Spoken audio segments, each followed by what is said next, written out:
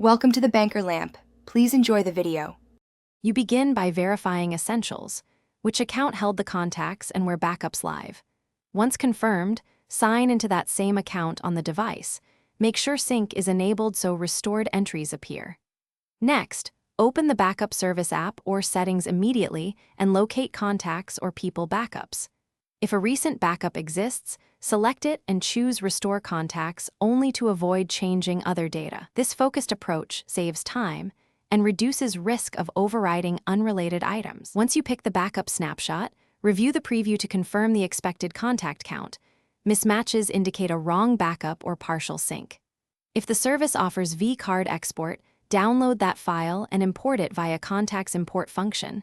This gives more control and a local copy. During transfer, keep the device awake and connected. Intermittent network drops cause partial restores. If prompted about duplicates, choose Merge so you preserve existing contacts while reintegrating recovered records. Finish by opening your Contacts app and spot-checking names, numbers, and groups to confirm completeness. Once done, force a manual sync from account settings and restart the app so cached lists refresh. If items remain missing, make sure contact display filters and account selections aren't hiding them, and check other linked accounts for duplicates.